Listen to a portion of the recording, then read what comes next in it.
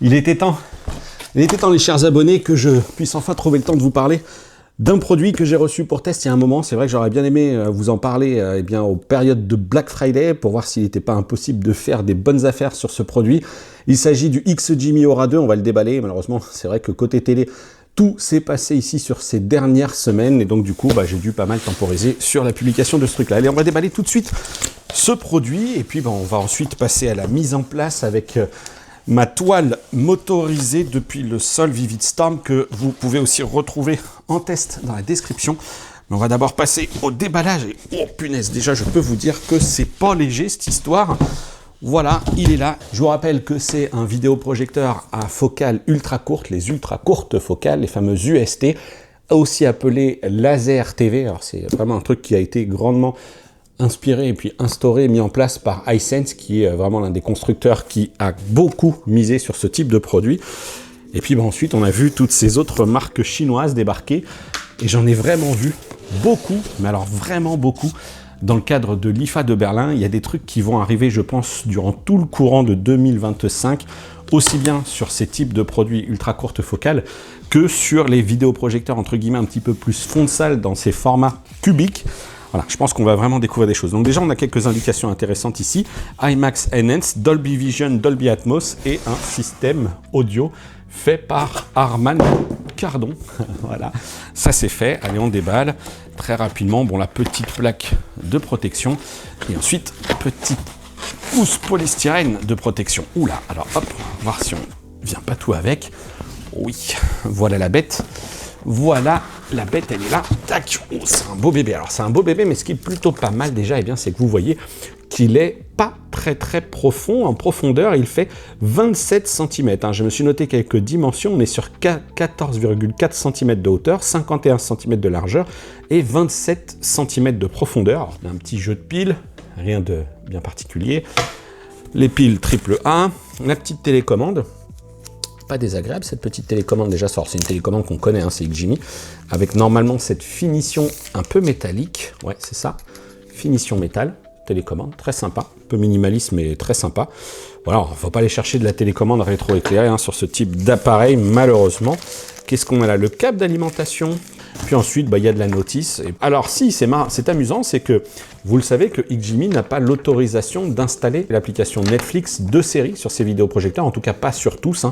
Celui-ci n'aura pas l'appli Netflix et donc du coup, il vous livre un petit tuto de comment l'installer. Donc, trouver et installer le Desktop Launcher App sur Google Play Store. Donc vraiment, c'est un petit tuto, un petit pas à pas, qui en 4 étapes vous explique comment profiter de Netflix sur le vidéoprojecteur à ultra courte focale. Donc voilà, donc petite pirouette, c'est quelque chose qu'ils font depuis un moment. On a une bonne grosse notice d'utilisation dans toutes les langues, italien, chinois, espagnol, anglais bien évidemment. Donc je vais mettre ça de côté. La connectivité, on a un HDMI 1 qui est classique, un HDMI 2 également, et ensuite on a un HDMI 3 qui est e-ARC. Voilà, donc ça c'est pour tout ce qui est audio haute définition.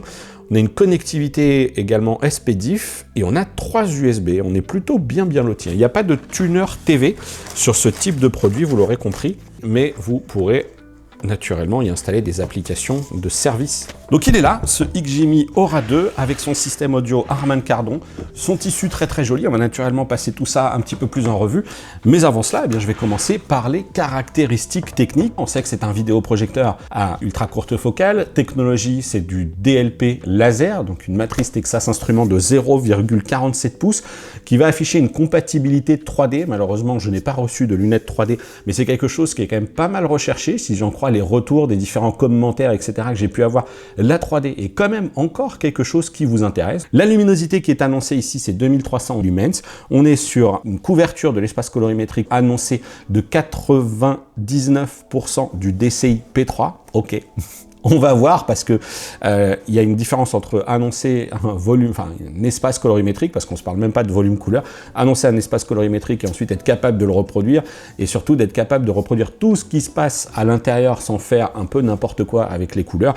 On est sur un ratio de projection de 0,77 pour 1, ce qui me permet de vous afficher un tableau récapitulatif des différentes diagonales d'images en fonction du recul par rapport au mur, etc. Et vous aurez à y ajouter eh bien, effectivement les dimensions du produit en fonction de ce tableau. On a sur ce produit également eh bien, un système audio Harman Kardon, 4 x 15 watts, on va y revenir aussi notamment dans la partie test, du Wi-Fi 6 à l'intérieur, du Bluetooth 5.2, on a donc ces 3 prises HDMI ici pour lesquelles je vous ai déjà donné du détail, 3 prises USB, une entrée optique, un port réseau RJ45 et le système ferait environ 32 décibels pour le bruit que cela provoquerait. Là aussi, il va falloir voir si on l'entend, si on ne l'entend pas. 32 décibels sur le papier, c'est très correct. Ça laisse quand même supposer qu'on ne va pas l'entendre, en tout cas que la moindre piste sonore de vos films va couvrir le bruit de ce produit. Donc c'est plutôt une bonne chose. Côté tarif, le XGIMI Aura 2 est commercialisé à 2899 € et au moment où j'enregistre cette vidéo, le constructeur vous offre une Fire TV Stick 4K. Très rapidement, on passe sur l'ergonomie également. Moi, comme je l'ai déjà dit, je le trouve très réussi, ce vidéoprojecteur. Un joli tissu sur le dessus. Clairement, XGIMI est monté en qualité pour une intégration des produits dans le salon qui est indiscutable. Je trouve vraiment ça très réussi. Alors, faut aimer la couleur un peu champagne également, parce que le tissu beige, plutôt un tissu qui semble d'air assez robuste. J'ai vraiment l'impression que ça va bien vieillir dans le temps, avec des grilles ici sur le côté pour tout ce qui est admission et extraction d'air chaud. Si je ne dis pas de bêtises, on ne les voit pas ici très bien, mais je pense, c'est un peu la conception classique de ces produits. Ils sont dotés généralement de 2 ventilateurs, un en admission, un en extraction, et pour refroidir toute l'électronique qui est à l'intérieur. Moi j'aime bien parce que clairement on est sur quelque chose de compact, et puis vous le voyez, lorsqu'il ne va pas être en fonction, on va avoir cette trappe ici motorisée qui va tout simplement protéger la lentille de toutes les saletés. Évidemment aussi que, on a ici à l'intérieur les systèmes de protection oculaire, c'est-à-dire que si quelqu'un va s'approcher d'un petit peu trop près, boum, le système va couper sa projection, parce qu'on sait que ça envoie quand même assez fort, c'est les vidéoprojecteurs laser. Et vous voyez, je vous parlais déjà un petit peu des tissus, on peut très rapidement constater ici sur cette grille à l'avant, là où il doit y avoir le système audio, qu'on a un léger effet de gris, justement. Peut-être d'ailleurs que le tissu va se mettre en place. Je suis vraiment pas sûr que, une fois installé dans le salon, que vous le perceviez.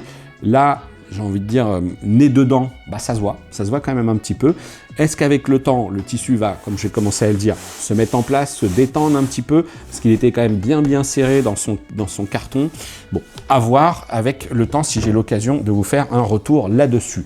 Est-ce qu'il est assez long, ce câble? Il n'est pas énorme, il doit faire 1 mètre environ. Est-ce que je l'aurais pas vu un petit peu plus long pour offrir justement de la souplesse dans l'installation? C'est peut-être un peu pingre d'avoir laissé cette distance. J'aurais bien vu un petit câble de 2 mètres, histoire de chipoter un petit peu. 2 mètres, ça aurait pu être un petit peu plus cool. N'hésitez pas, dites-moi ce que vous en pensez. Comme je l'ai dit, je vais passer maintenant à l'installation. Alors attention, dans mon salon, il y a actuellement énormément de produits en test, des téléviseurs, etc. Je l'ai dit aussi, c'est ce qui m'a vraiment contraint, ce qui m'a vraiment posé des soucis à essayer de réagir vite dans le test de ce vidéoprojecteur. Donc maintenant, on va passer à l'install sur la toile de projection, mais il va falloir comprendre qu'il y a du matos autour et que visuellement, c'est peut-être pas idéal, mais voilà. Allez, c'est parti, je passe à l'installation.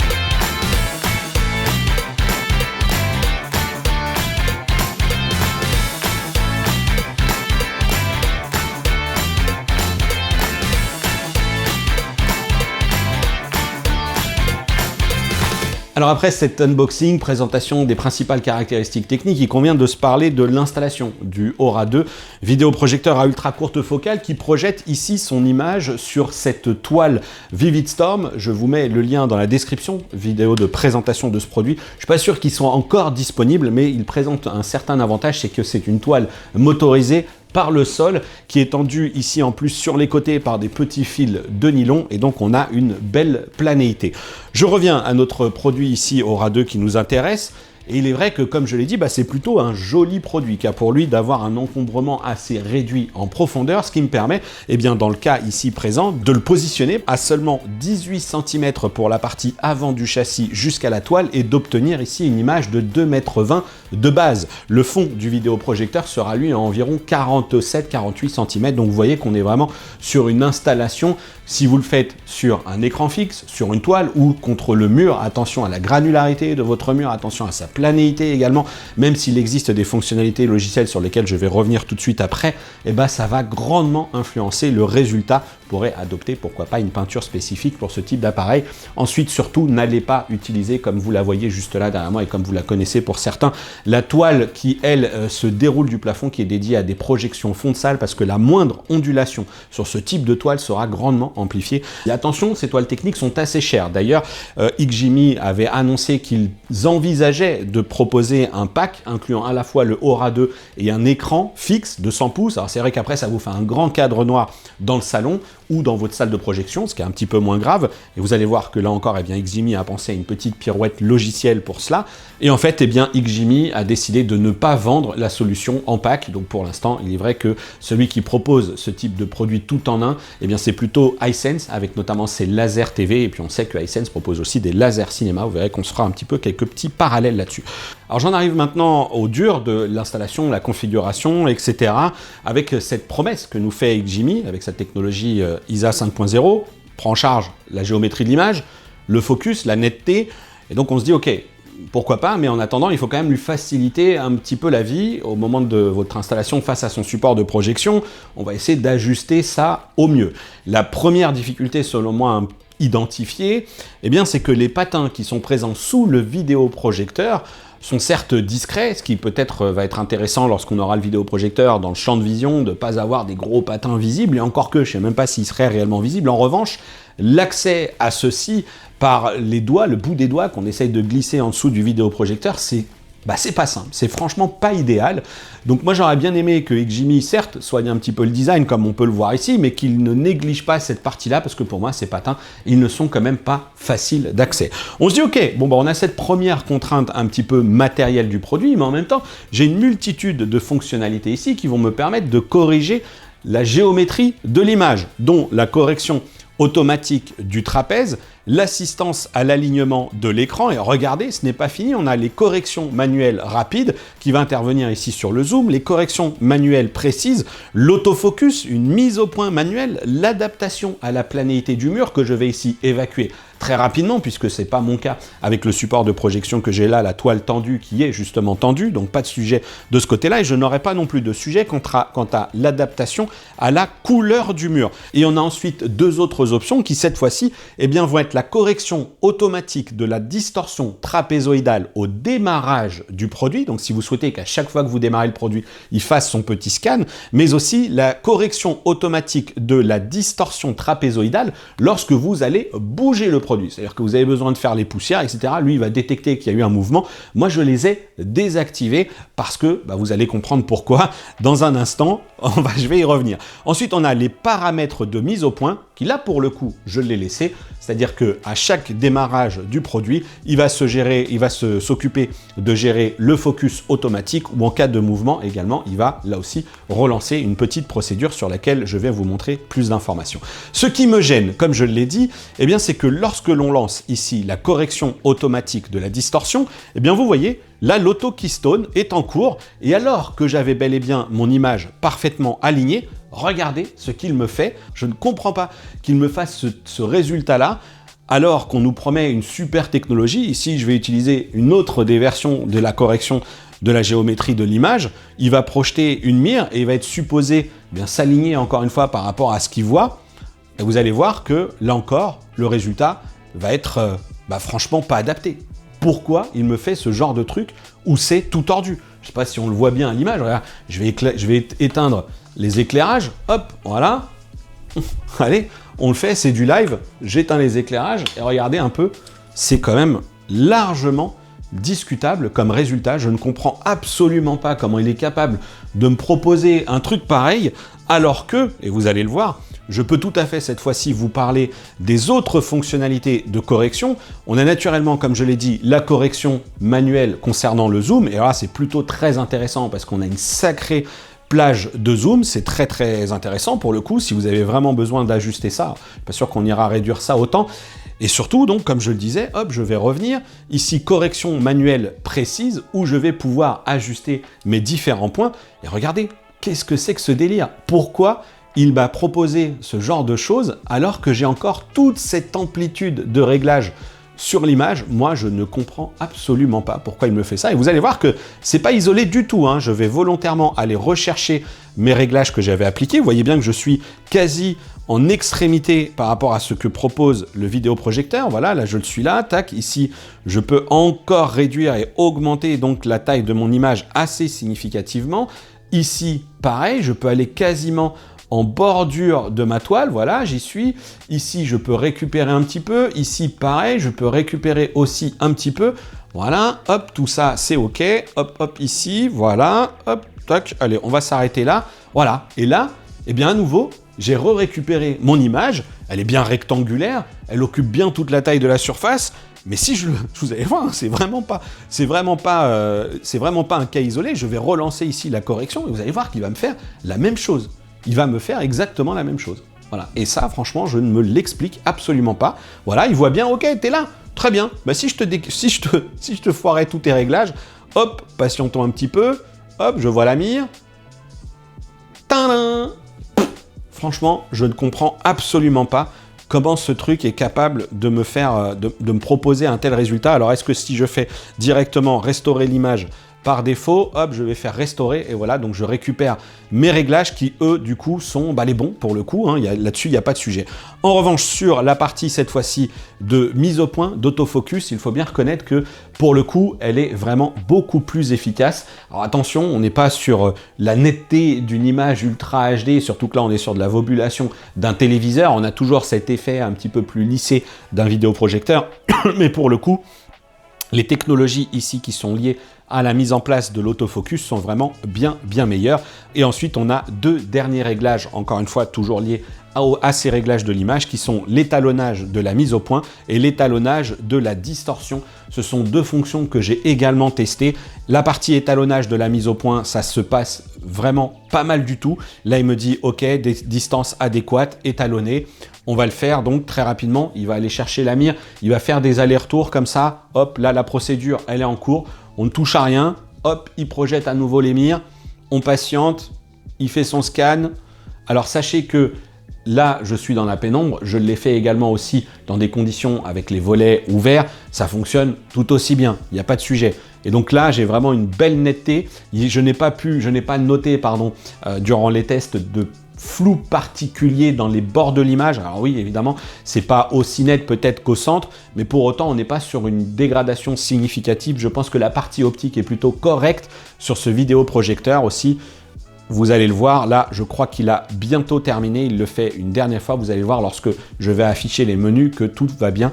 Voilà, là, il le fait une dernière fois et ensuite, je pense qu'on sera OK. Hop, est-ce qu'on est bien d'accord? Tu reviens. Allez, hop, protection de l'image, tac. Voilà, normalement, il en a terminé.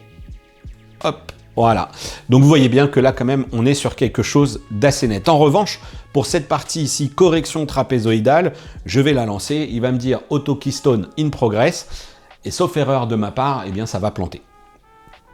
Voilà, à nouveau, enfin un truc complètement délirant. Une image toute tordue, incompréhensible. Voilà, et il reste comme ça. Donc pour l'instant, pour ma part, cette technologie ISA 5.0, elle est franchement d'une qualité très discutable. Hop, je vais rallumer les éclairages, on va le laisser finir sa vie. Hop, voilà. Et puis il s'est arrêté, tout simplement. Grosso modo, il me demande juste de reprendre la main. Donc je vais quitter ça, parce que ça ne sert absolument à rien. Voilà, hop, je vais revenir sur autres paramètres, je vais tout restaurer. restauration, hop, restaurer, et vous allez voir que finalement, on maintient toujours une bonne zone de netteté en haut, et on a ici, pareil, une bonne netteté sur les polices qui sont un petit peu inférieures, et surtout, on récupère la bonne géométrie pour l'image. Heureusement qu'on dispose d'une multitude et vraiment beaucoup d'options pour corriger ça et obtenir donc, comme je l'ai dit, une image au cordeau, et puis surtout, là ici, sur une image de 2,20 m de base, avec une netteté globale qui est tout à fait satisfaisante. Pour en finir avec cette partie ergonomie, un petit mot sur la télécommande. Je l'ai dit lors du déballage, ok, elle est de bonne qualité avec des matériaux, avec l'utilisation d'aluminium notamment, je pense. Donc agréable en main, attention, c'est absolument pas rétroéclairé, on n'a que quelques touches, notamment une touche aussi qui va permettre à tout moment de déclencher manuellement le focus automatique. On a des touches de volume, des touches retour, une touche home, une touche pour solliciter l'assistant, une touche paramètres. En revanche, ce qui me manque moi, eh bien c'est une touche d'accès direct au choix de la source. C'est un petit peu dommage, on est ici sur de l'Android TV 11 et j'y reviendrai sur la partie ergonomie logicielle, et il faut retourner sur Android TV pour ensuite aller choisir sa source. Dernier point, enfin, pour conclure là-dessus, c'est juste que, ok, c'est très bien fini, mais encore une fois, peut-être que certains auront des interrogations quant à cette trappe motorisée qui, certes, contribue à la qualité de la finition du produit, surtout lorsqu'il est éteint. Il va également contribuer à maintenir l'intérieur ici du vidéoprojecteur propre, entre guillemets, ça va moins accumuler de poussière, peut-être moins de traces aussi sur la lentille de projection. Mais pour le coup, je pourrais comprendre que certains se posent des questions quant à la durée de vie de ce mécanisme de la trappe. C'est vrai que pour l'instant, moi, je n'ai rien identifié de particulier, si ce n'est qu'il fait un léger petit bruit lorsque ça s'ouvre et que ça se referme. Mais ça pourrait devenir un sujet si on considère que ces laser TV, mine de rien, leur promesse, eh bien, c'est de remplacer votre téléviseur, que ce soit dans le salon ou que ce soit dans une salle de cinéma. Alors l'un ou l'autre, peut-être des cas d'utilisation fait que vous allez l'utiliser plus ou moins, et donc ouvrir et refermer plus ou moins régulièrement cette trappe. De toute façon, ça sera pris en garantie sans doute le temps que le produit sera garanti, et puis ensuite, il faut croiser les doigts pour que le mécanisme ait été longuement éprouvé. J'en arrive maintenant à la partie qualité de l'image. Alors tout ce que je vous ai dit jusqu'à présent, il faut bien avoir en tête qu'on se parle d'un vidéoprojecteur. Donc forcément ici, avec cette boucle de Spears & Monsil, vous savez qu'on ne va pas retrouver la même expérience qu'avec un téléviseur, qu'il s'agit d'un téléviseur OLED ou d'un téléviseur LCD mini LED. Donc du coup, des scènes comme celle-ci, eh bien, vont être plus compliquées dans la reproduction dans les zones sombres de l'image, mais aussi dans les très hautes luminosités. C'est une évidence. Fonce un peu des portes ouvertes, mais je le rappelle quand même ici. Pour autant, Laura 2 aura réussi à me surprendre dans le bon sens du terme, avec une image qui s'est avérée quand même assez lumineuse, y compris, là je suis avec les volets fermés, mais y compris avec les volets ouverts pour regarder des programmes. Alors certes, pas des programmes très sombres, évidemment que la toile technique ici aide beaucoup, mais dans l'ensemble, on parvient à obtenir de jolies projections. Il faut quand même néanmoins, ajuster ses attentes en fonction du système que l'on utilise là. Forcément, on va pouvoir identifier parfois des moments où il y a certaines faiblesses, notamment je vous ai parlé juste avant de toutes les options qui permettaient d'ajuster les zones de netteté, d'ajuster l'autofocus manuellement ou automatiquement. Et bien justement, cet autofocus, parfois, il arrive qu'on ait l'impression qu'il nous fasse un petit peu défaut. J'ai regardé un Grand Prix, par exemple, et il est vrai que sur la police des noms des pilotes, on voit bien qu'il manque un petit peu quelque chose, qu'il manque un petit peu cet effet de netteté. On est là sur un vidéoprojecteur qui fait de l'Ultra HD, donc 3840 par 2160 à partir de la technologie de Vobulation. Donc c'est une matrice DLP qui, par Vobulation, reproduit cette impression d'avoir de l'Ultra HD 4K devant les yeux, d'autant que c'est un DMD de 0,47 pouces, et donc on est sur une base assez classique pour ce type de vidéoprojecteur. On a ici un contenu qui est en Dolby Vision, et donc du coup je ne vais pas avoir accès à tous les modes d'image. C'est un peu comme un téléviseur, c'est-à-dire que si je vais choisir le mode IMAX Enhance, il me dit non, tu ne peux pas, le contenu est Dolby Vision. Si je vais choisir ici le mode d'image qui est sur film en l'occurrence, il me dit non, tu ne peux pas, tu es en Dolby Vision, et donc je vais aller chercher quelques options uniquement ici sur ce mode Dolby Vision, donc Dolby Vision Bright, Dolby Vision Dark, etc. Et vous allez voir que l'écart de puissance lumineuse, là encore, n'est pas aussi significatif que ce que l'on peut avoir sur un téléviseur. Pas de logique de capteur de luminosité ambiante, etc.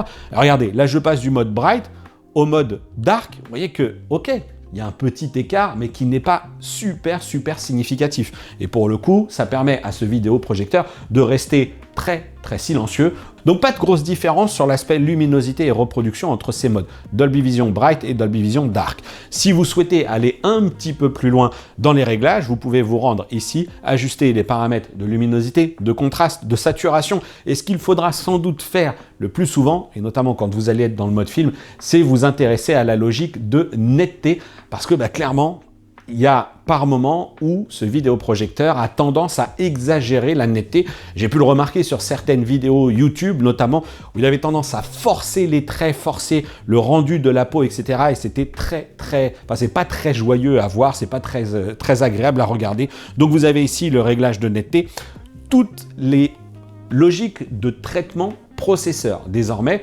on a une puce qui est intégrée à l'intérieur, évidemment, et on est un peu dans le parallèle qu'on peut faire rapport à certains téléviseurs. C'est-à-dire qu'on est là sur un diffuseur qui n'intègre pas des algorithmes de traitement d'image qui sont particulièrement avancés. Alors on a néanmoins quand même de jolies choses, lorsque dans cette boucle de démonstration de Spears & Munsell, on a la vidéo de la grande roue qui tourne, etc. Ça reste quand même tout à fait regardable, mais dès que l'on a les éoliennes où on est sur des gros plans qui tournent, on peut noter des effets de décrochage, et de la même manière que j'ai pu le repérer sur des activités, sur des contenus sportifs où c'est pas parfaitement fluide. Néanmoins, vous avez ici la partie compensation de mouvement qui est ici réglée en moyen, mais que vous pourrez régler en fort, en faible ou en la désactivant complètement. Moi, mes réglages se sont plutôt positionnés entre moyen et fort, sachant que, encore une fois, la performance que ça offre n'est pas génialissime. Donc, il va falloir, je pense, pas mal s'en remettre à un player externe type Apple TV, Shield ou Fire TV Cube, etc. Et c'est d'ailleurs une bonne nouvelle que XGIMI offre ce Fire TV Stick avec le vidéoprojecteur, en tout cas au moment où j'enregistre. Donc, néanmoins, quand même, quelques réglages de possibles qui, là encore, sur ce type de contenu, ne vont pas vous permettre de faire ressortir ultra précisément toutes les feuilles dans les arbres, etc. Il faut juste se dire qu'on est sur de la vidéoprojection. Sur la partie également réglage d'image, vous allez pouvoir aller sur un autre réglage qui est intéressant. Je vais juste revenir rapidement sur le Dolby Vision pour voir un peu ce qui nous restait, qui concerne cette fois-ci la toile. Ici, on peut définir qu'on a un écran de 100-120 pouces, etc. On peut même aller jusqu'à définir le niveau du gain de l'écran. Donc ça aussi, ça peut être une valeur qui est assez importante en fonction si vous avez retenu les caractéristiques techniques de votre toile. Ici, la luminosité est au maximum. Et enfin, je vais juste aller dans ce mode de précision des couleurs professionnelles, qui pour moi est sans doute l'un des meilleurs modes lorsque j'ai utilisé les divers contenus, encore une fois, que ce soit sur des applications de streaming, que ce soit sur de la TNT. C'est dès qu'on sort du contenu Dolby Vision, c'est vraiment une fonctionnalité qui marche bien. Je bascule cette fois-ci sur YouTube avec la vidéo de Jean-Antoine, alias Jay, du labo de Jay. Et là, il a détecté un mode IMAX Enhanced. Alors, c'est un peu le mode par défaut avec des contenus HDR, mais vous pouvez le désactiver pour ensuite ressortir et aller chercher ici les autres modes d'image, que ce soit le mode d'image film, sport, brillant, personnalisé, puissance élevée, télévision et standard. Je l'ai surtout utilisé moi en mode film, et encore une fois, sur chacun d'entre eux, vous cliquez et vous voyez que vous avez accès à quelques réglages. Déjà, on laisse la fonctionnalité HDR en mode auto, la compensation de mouvement entre moyen et fort, vous n'allez pas avoir de grosses différences. Et enfin, sur cette partie contraste local, là aussi, on n'est pas sur un téléviseur LCD ou un téléviseur OLED qui va gérer ça de manière ultra précise. Le rétroéclairage d'un téléviseur LCD, on sait que ça a fortiori mini LED, on sait que ça a beaucoup de paliers de gestion dans la puissance lumineuse. Et là, ici, on est sur un système à double laser et donc ça ne va pas faire autant d'effets. Et on va le voir, regardez, je suis juste en mode contraste local, je le désactive, hop, je le mets en mode faible, je le mets en mode moyen, je le mets en mode fort. Je ne sais pas si vous avez détecté, il y a juste quelques petits paliers, quelques légers petits boosts qui s'appliquent. Bon, là, vous le verrez en fonction des contenus que vous allez regarder, si ça apporte ou non quelque chose. Moi, je ne suis jamais allé au-delà du moyen, parce que déjà, je ne suis pas trop fan de tout ce qui est traitement superficiel. En plus, ça permet juste peut-être d'aller chercher un petit peu de dynamisme dans l'image, mais parfois, encore une fois, c'est assez dur comme traitement et ça produit presque une image un peu sale, un peu terne. J'ai pas été très fan. Je préfère encore une fois avoir un truc un peu plus doux sur lequel je me dis ok, c'est de la vidéoprojection, plutôt que d'aller essayer de saturer quelque chose et avoir un rendu un peu trop dur dans la reproduction. Je trouve pas que les couleurs deviennent très justes. Donc pour moi, le moyen étant vraiment le max du truc. La fonctionnalité de sport vous permettra, comme c'est indiqué, d'aller chercher des contenus, enfin d'aller visionner des contenus sportifs. Mais là, vous voyez, j'ai la possibilité d'activer ou désactiver le HDR et puis j'ai pas d'options supplémentaires pour tout ce qui pourrait concerner la compensation de mouvement, la netteté, etc.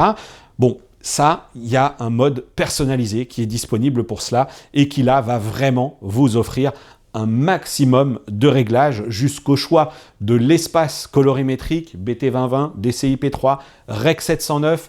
Donc soit vous le laissez en auto, soit vous le personnalisez. Là aussi, vous allez retrouver toutes les logiques de gestion du HDR, réduction du bruit, contraste dynamique, optimisation des couleurs et correction des couleurs que moi j'ai désactivé, bien entendu, vous en doutez. Et je regrette que finalement, ces quelques fonctionnalités-là, et plutôt même celle du dessous, à savoir celle du dessus, à savoir la netteté. Je vous l'ai dit, cette netteté, elle est ici à 15. N'hésitez pas à la réduire parce qu'elle va vraiment vous exagérer un petit peu les contours et ça ne va pas donner des choses très très joyeuses.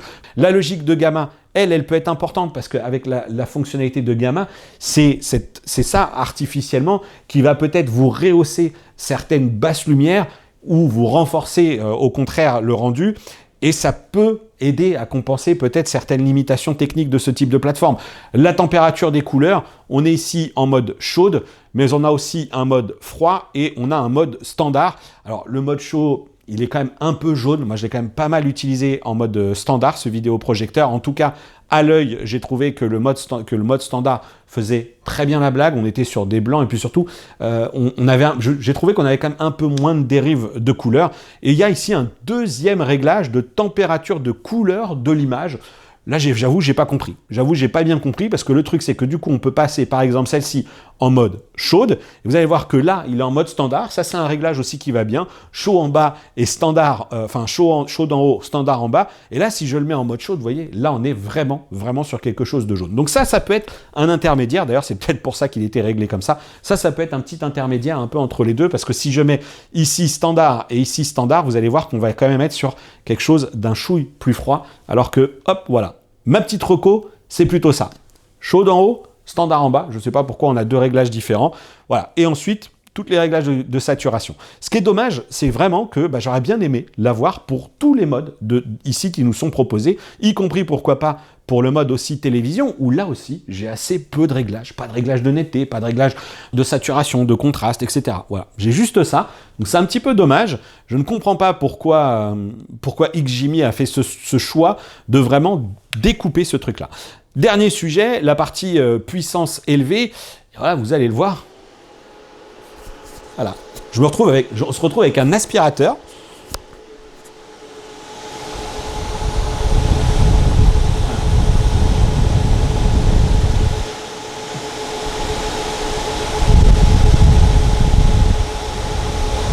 Voilà. Voilà pour la puissance élevée et ça ne s'arrête pas. Pourquoi nous proposer un truc puissance élevée aussi bruyant ?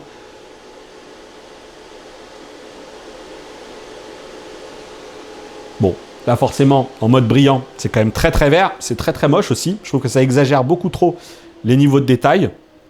Donc le mode personnalisé, le mode puissance élevée, c'était juste pour vous dire qu'il y a très très peu de chances que vous l'utilisiez alors que ce vidéoprojecteur, c'est quand même resté très très silencieux.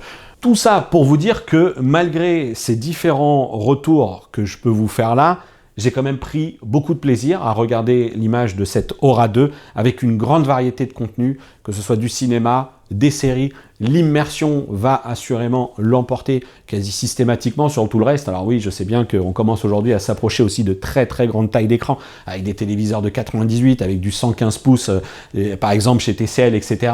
Mais on a quand même un feeling, un rendu qui est très agréable sur cette Aura 2, qui n'est sans doute pas parmi le top 3 des vidéoprojecteurs à ultra courte focale du marché. J'attendrai de voir ce que ça va donner lorsque je vais tester notamment la concurrence chez Hisense, que je vais tester la concurrence aussi chez Samsung par exemple.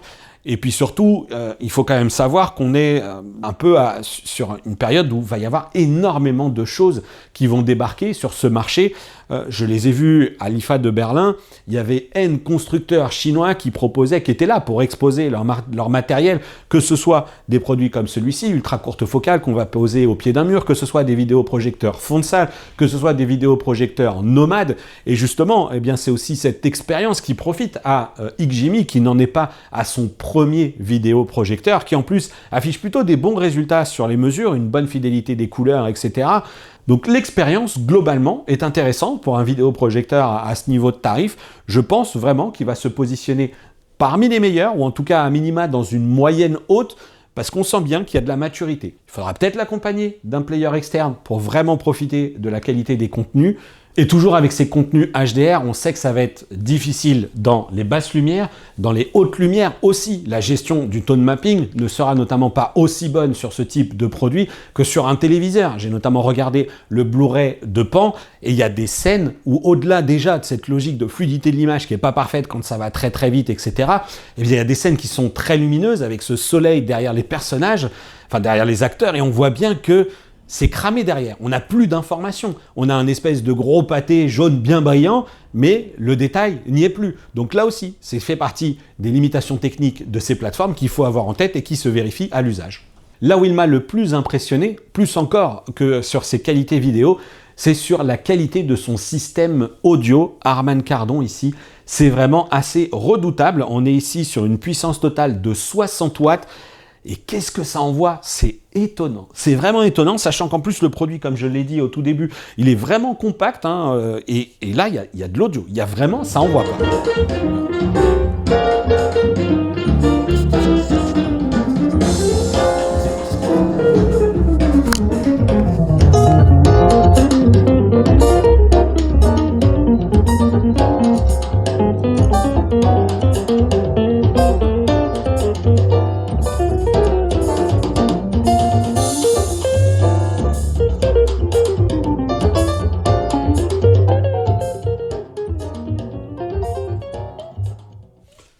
Voilà, donc je ne vais pas en faire plus parce que je ne suis pas sûr que ça rende très très bien, mais on a des voix qui sont claires dessus. Quand on regarde, je viens de me finir la série sur Netflix, Senna, c'est quand même très très audible, c'est très très immersif avec le bruit des Formule 1, etc.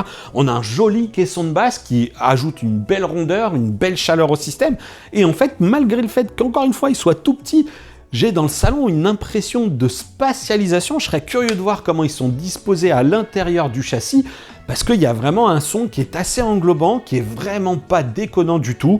Clairement, là, pour les quelques modèles de vidéoprojecteurs de ce type-là que j'ai pu tester, eh bien c'est assez saisissant, c'est vraiment très très qualitatif. Enfin, je vous parlais à l'instant de la partie audio, je vais juste réafficher les paramètres parce qu'on va avoir quelques options aussi liées au son. Le choix de la détection automatique en fonction du mode de l'image, vous l'avez vu, il était désactivé. Tout simplement parce que, encore une fois, c'est ce qui va vous permettre d'aller chercher des configurations audio un petit peu différentes. Le produit, il est compatible Dolby Atmos et DTS, donc on a ici les entrées Dolby Atmos et DTS.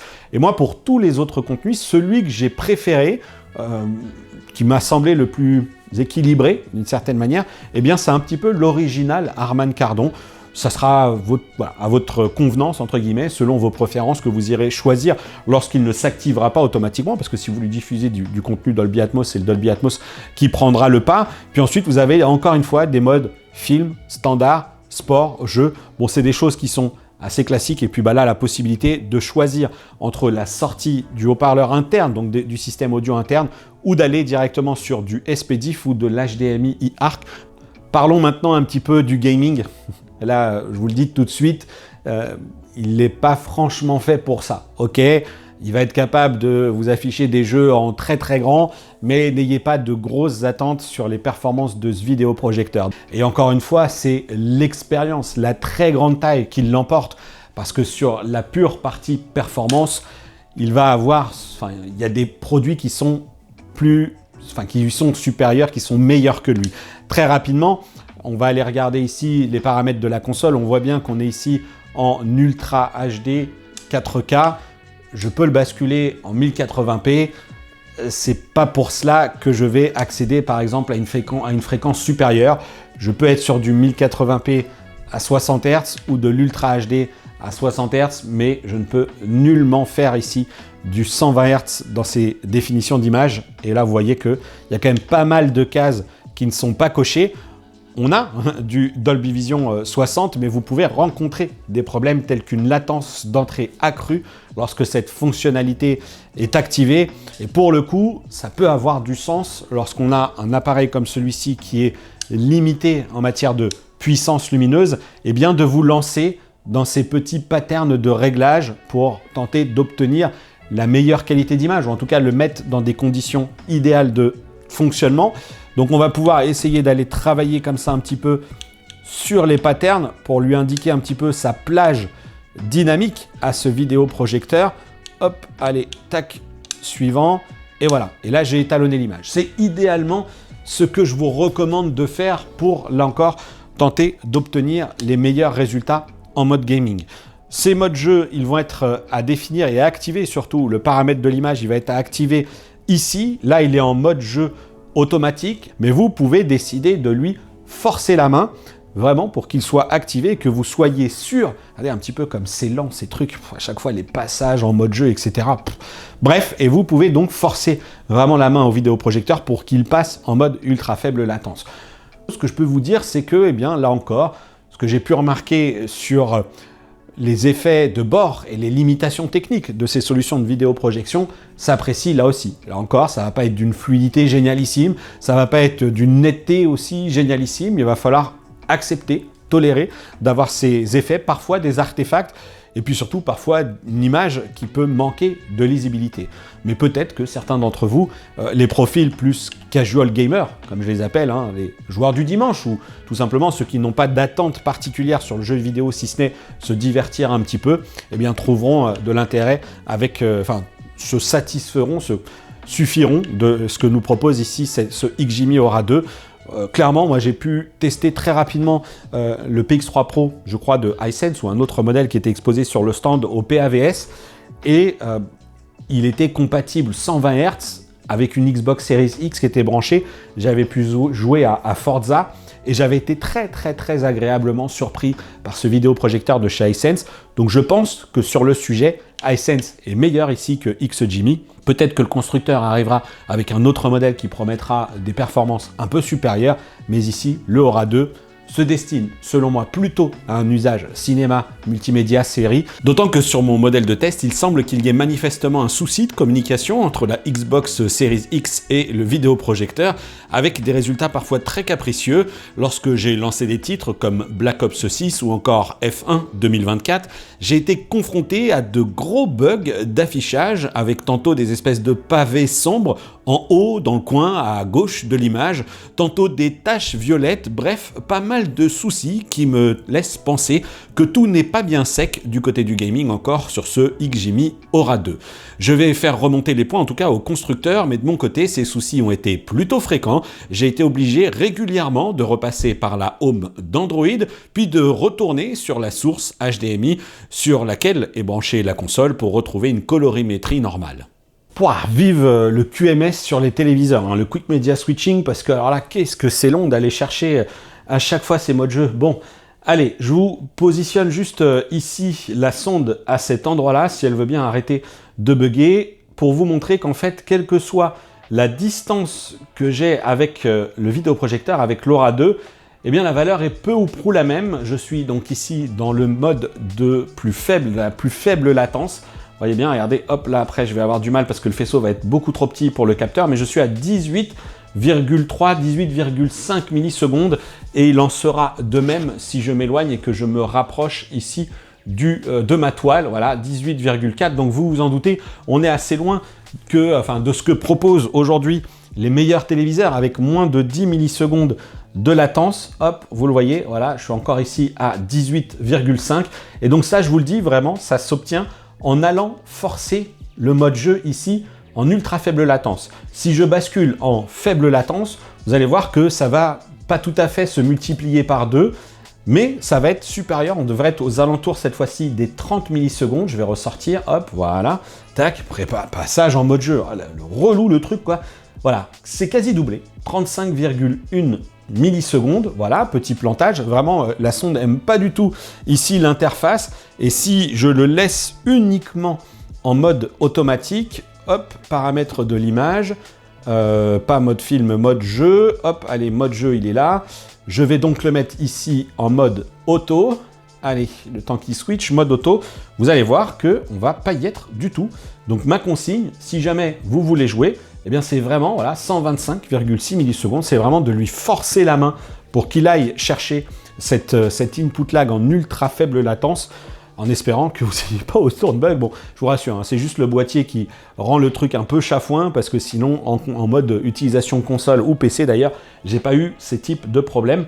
Et là, c'est vraiment, voilà, c'est vraiment juste un problème de lecture ici de ce qu'envoie la sonde. Voilà, donc je pense qu'on va de nouveau être à 125,7 millisecondes. Voilà. Allez, je passe de l'autre côté, puis on va se parler de la partie logicielle. Et un chapitre consacré à l'ergonomie logicielle qui va aller assez vite, puisqu'on est là sur de l'Android TV version 11, et on l'a bien vu, XGIMI n'a pas appliqué une quelconque surcouche maison qui aurait permis d'améliorer un petit peu l'accès aux réglages, etc. C'est quand même ici très très basique, c'est très textuel, il n'y a aucune information supplémentaire, ce que j'aime bien moi retrouver lorsque l'on est dans les paramètres d'image et que l'on va aller chercher les options avancées. Ici, dans le mode personnalisé qu'on va cliquer, on va sur température des couleurs, qu'est-ce que je dois choisir, qu'est-ce que ça fait, compensation de mouvement, à quoi ça correspond, HDR, réduction du bruit, on n'a vraiment aucune légende, c'est absolument pas grand public comme approche, c'est franchement regrettable parce que je pense que ça doit pas coûter grand chose que de rajouter des petites couches, des petits infobules, etc. Mais c'est pas du tout dans leurs préoccupations. Je pense vraiment qu'ils sont dans la logique, on a un diffuseur, on vous file une Fire TV Stick 4K quand vous l'achetez, hein. Remettez-vous-en peut-être plutôt à ça, parce qu'on est un petit peu à la ramasse sur ce sujet-là. Et c'est un processeur aussi d'ailleurs qui ne fait pas de miracle sur la logique de fluidité du système d'exploitation. C'est pas particulièrement critique, ça va bien. Une fois qu'il a démarré, qu'il a mis tous ces trucs en cache, c'est relativement fluide, mais il n'y a aucune surcouche. Alors, il y a bien une petite attention de la part de XGIMI qui se trouve cette fois-ci dans la partie appli, notamment avec X Music Player. Et d'ailleurs, ça serait pas une mauvaise idée que d'installer des applications de streaming là-dessus. Vous pouvez tout à fait sonoriser un grand salon avec ici le système 60 watts du vidéoprojecteur. Ce dont je voulais vous parler, c'était plutôt le XGIMI Wall, qui est un peu la projection ici d'un tableau façon écran géant. C'est un peu l'ambient mode Enco de Samsung par exemple qu'on va retrouver ici, parce que c'est pas bête. Après tout, moi ici j'ai une toile motorisée, donc quand je vais pas utiliser le vidéoprojecteur, je range la toile, le capot du vidéoprojecteur se replie et puis c'est à peu près discret. Mais si on a un écran de 100 pouces, ça fait quand même, dans son salon, ça fait quand même un énorme cadre, et lorsqu'on a des convives, c'est peut-être pas ce qu'on a envie de leur montrer. Et c'est pourquoi, eh bien, avec cette application XGIMI Wall, vous allez vraiment pouvoir choisir pas mal de fonds. Alors ici, la gestion d'un favori, mais vous avez les modes plafond qui, par exemple, vont accéder à des photos de l'univers. Ici, étoiles scintillantes, mais on a aussi murmure de la lumière des étoiles. Mais vous en avez d'autres. La vue au travers d'un hublot, ici, à travers une navette spatiale, une vue de la Terre, ou pourquoi pas des choses plus classiques, c'est Noël, pourquoi ne pas avoir une vision au travers de cette verrière sur une montagne enneigée. Et puis hop, ici, musée d'art, qui est peut-être celui qui plaira le plus. On a des trucs sympas avec les laboratoires d'innovation, des feux d'artifice et tout. Moi, je suis plutôt musée d'art, voilà, et j'irai chercher des tableaux comme ça pour les afficher. Alors attention, hein, ça reste quand même la consommation d'un vidéoprojecteur, mais le temps d'une soirée, ça évitera, par exemple, d'avoir un grand écran accroché et vide au mur si jamais vous n'avez pas une salle de cinéma dédiée. Puis je pense que ça peut faire son petit effet que d'avoir ce type de contenu affiché. Moi, j'aime beaucoup celle-ci. Voilà. Je trouve que c'est très coloré, ça rend bien. Donc voilà, n'hésitez pas, manifestez-vous, dites-nous. Moi, franchement, ça, regardez, ça fait assez naturel, vous trouvez pas? que ça fait assez naturel. Ouais. Et puis vraiment là, on retrouve, il y a un petit quelque chose. Bon, c'était une petite attention de la part de XGIMI, mais pour le coup, sachez aussi que si jamais vous ne lancez pas ça, naturellement, lorsque le vidéoprojecteur va se mettre en veille au bout d'un moment, enfin lorsque le système d'exploitation va se mettre en veille, pas le vidéoprojecteur parce qu'il ne s'éteint pas, eh bien vous allez avoir Google Photos qui va se lancer et lorsque vous allez configurer, vous allez choisir que Google Photos diffuse ses contenus, ses tableaux, soit choisir eh bien, qu'il diffuse vos photos. Et là, ça peut être tout simplement un immense cadre photo et peut-être même des bibliothèques que vous aurez consacrées à cela avec un compte Google associé directement avec votre vidéoprojecteur. Pour le reste, l'essentiel des applications est là. On a du France TV, on a du Molotov puisqu'il n'y a pas de tuner TNT intégré pour regarder vos contenus. On a du Plex, on a du TF1+, etc., Twitch. Pour le reste, ça se passe correctement. C'est relativement fluide. C'est pas parmi les systèmes les plus fluides. Je pense quand même que le processeur qui est intégré là-dedans est un petit peu limite. Voilà, je trouve que XGIMI aurait pu dimensionner ça un peu mieux à quelque chose d'un petit peu plus costaud. Bon, c'est peut-être juste de l'optimisation logicielle, peut-être que des prochaines mises à jour amélioreront encore le résultat. Voilà mon feedback en tout cas concernant la partie ergonomie logicielle et ce que l'on peut attendre de cette Aura 2. Le moment est venu de conclure le test de ce XGIMI Aura 2 positionné au sein de la gamme de ce qui existe et surtout attention parce que je le redis, je pense que la concurrence en 2025 va être assez féroce que ce soit dans ce type de format ou dans des vidéoprojecteurs fond de salle ou des trucs un peu cubiques ou des trucs nomades. Je pense qu'il y a de très très beaux produits qui vont arriver. En tout cas, la plateforme elle est plus mature que ce que j'ai pu voir, notamment peut-être chez le constructeur, et je vous parlerai bientôt de la solution portable avec le Mogo 3 Pro. La partie traitement de l'image doit, selon moi, être confiée plutôt à un player externe. Platine Blu-ray, décodeur TV TNT si vous souhaitez brancher votre TV dessus. De toute façon, il n'y a pas de tuner TNT, ça passera pourquoi pas par une application comme Molotov. Et puis, on a aussi la nécessité d'aller mettre les mains, peut-être lorsqu'on utilise les applications en interne, parfois dans le réglage de la netteté et la compensation de mouvement qui, même si les différents paliers ne sont pas incroyables par leur efficacité, permettent néanmoins de réduire un petit peu les risques parce que c'est vrai que lorsqu'on indique dans la compensation de mouvement que l'on coupe complètement le traitement, et bien là on voit vraiment des effets de saccade assez prononcés. Il faut savoir que c'est quand même un vidéoprojecteur Ultra HD 4K par vobulation, ce n'est pas une matrice native, c'est du 60 Hz, donc lorsqu'on lui envoie des contenus en 24p, eh bien il a déjà un traitement à appliquer à l'image et dans la fluidité de mouvement, je n'ai pas noté de choses complètement rédhibitoires. Ça pourrait être pire, ça pourrait sans doute être mieux aussi, mais encore une fois, on est sur de la vidéoprojection. Puis on voit bien que si j'ai été déçu, notamment par certains traitements, l'interprétation des visages, les lignes qui sont parfois dures dans des contenus YouTube, etc., bien là, c'est tout à fait satisfaisant ici sur cette boucle de Spears & Mansell, encore une fois, avec ce visage que je laisse volontairement. La luminosité, à l'appréciation est plutôt bonne. Ici, vous avez peut-être l'impression que l'image est un peu terne, mais j'ai quand même pu continuer de visionner mes contenus avec les stores ouverts du salon. On n'a pas systématiquement eu besoin de fermer les volets. Un autre point positif qui est très important et que je tiens à saluer ici, c'est le système audio. Sur les choses un petit peu moins favorables, le système d'exploitation, je vous l'ai dit, on n'a aucun soin particulier, aucun travail qui a été fait par XGIMI sur ce truc-là, et je trouve ça un petit peu dommage. Ok, on n'est pas sur un produit à 5 000 €, mais déjà à 2 900 €, je pense qu'on est en droit d'attendre quelque chose d'un petit peu plus travaillé, une petite surcouche à Android TV, surtout qu'on n'a pas du Google TV, on n'a pas du Netflix intégré là-dessus. Donc c'est dommage, des petites légendes dans les menus. Et puis surtout, peut-être un traitement processeur qui soit meilleur, parce que la puce, je la juge un peu légère, mais peut-être que c'est juste de l'optimisation. On sait que certains constructeurs chinois n'attachent pas une grande importance à cela, et peut-être que pour nous qui aimons quand même des choses un petit peu travaillées, ça peut pêcher. L'idée de ne pas avoir toutes les options de réglage de l'image lorsque je suis en mode film, par exemple, qu'il faille que je sorte du mode film pour aller dans le mode personnalisé, pour ensuite aller ajuster tous mes paramètres, je trouve ça un petit peu dommage. On n'a aucune option de réglage de mode d'image personnalisé non plus. Donc on ne peut pas définir des profils. On a un mode personnalisé, mais pourquoi ne pas avoir un mode utilisateur, enfin 1, 2, par exemple. Voilà, donc du travail à faire encore selon moi là-dessus. La télécommande, pas de bouton pour changer les sources, et puis pas de touche non plus pour accéder, encore une fois, à ces applications de streaming. Voilà, je pense que globalement, j'ai un peu tout balayé sur les points positifs et les points négatifs, avec, pour conclure, le gaming. C'est un moins par rapport à ce que vont proposer, je pense, certains concurrents. Là, j'ai vraiment en tête Hisense, qui m'a fait vraiment plutôt une bonne impression sur le PAVS. Mais encore une fois, peut-être que quand je l'aurai à la maison, dans des vraies conditions de test, je me dirai, ouais, bon, bah, finalement, ils n'étaient pas si au-dessus que cela, c'est à peu près équivalent. Voilà, bon. Ça, c'était pour le verdict et le bilan global. Et maintenant, je vous invite à vous exprimer. Qu'avez-vous pensé de ce vidéoprojecteur? Est-ce que vous êtes intéressé par cette catégorie de produits? Ou est-ce que vous vous dites que finalement, là où ils avaient quelque chose à défendre, il y a de cela peut-être 12, 18 mois, aujourd'hui, c'est grandement à reconsidérer dans le sens où on a aussi des téléviseurs de très très grande taille. Quand on peut aller accéder à un téléviseur de 98 pouces qui va offrir des performances en matière de cinéma HDR qui seront supérieures à ce que l'on a ici. C'est une autre approche, c'est une autre production de l'image. Donc dites-moi ce que vous en pensez.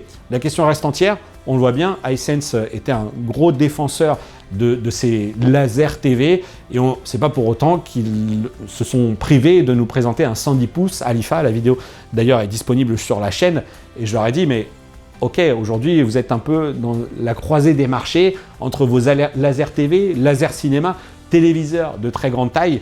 La vérité, c'est qu'en fait, en fonction des attentes de chacun, il y a peut-être un marché pour tout le monde.